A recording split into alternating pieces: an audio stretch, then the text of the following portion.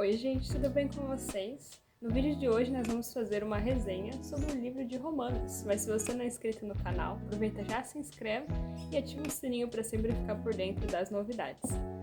Bem, o que falar do livro de Romanos? O livro de Romanos, ele está no Novo Testamento, foi escrito pelo apóstolo Paulo e ele tem 16 capítulos. E aí vem a pergunta, tá? O que fala o livro de Romanos? Esse livro, ele basicamente, ele está sendo direcionado aos cristãos que estão em Roma, e muitos desses cristãos eram judeus antes de se tornarem cristãos, e naquela época era muito difícil para um judeu que se tornava cristão entender a entrada de um gentio também no reino de Deus, porque a gente sabe lá que na época de Abraão, Deus, quando fez a promessa para Abraão, ele tinha dado uma missão, para essa nação que estava se formando, que seria revelar Deus para o resto do mundo. Então Deus abençoaria o povo de Israel e o povo de Israel, em contrapartida, seria a luz.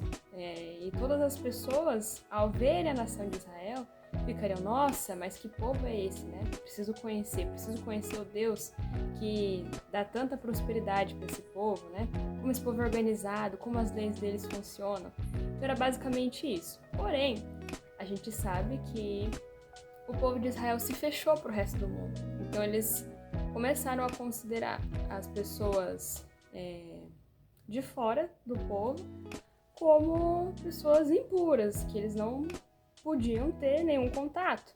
Porque Deus, ele estabeleceu algumas leis para proteger o povo de que, por exemplo, eles não podiam ter relações, se casar, com pessoas de outros povos, porque eles podiam ser influenciados para a idolatria. Mas o povo meio que levou para o outro lado, se fechou totalmente, não cumpriu a sua missão. E aí depois, quando vem Jesus, ele passa o primeiro momento ali dedicado aos judeus, os judeus o rejeitaram. Então, praticamente o evangelho depois foi entregue nas mãos dos judeus, mas depois foi passado também para os gentios, com talvez mais enfoque. Paulo se considera o apóstolo dos gentios.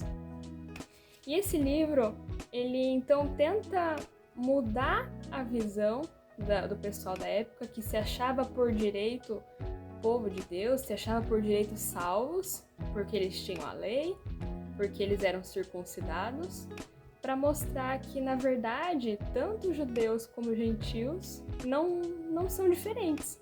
Eles são iguais perante Deus e que a forma como se alcança a salvação não é pelas obras, não é pela lei.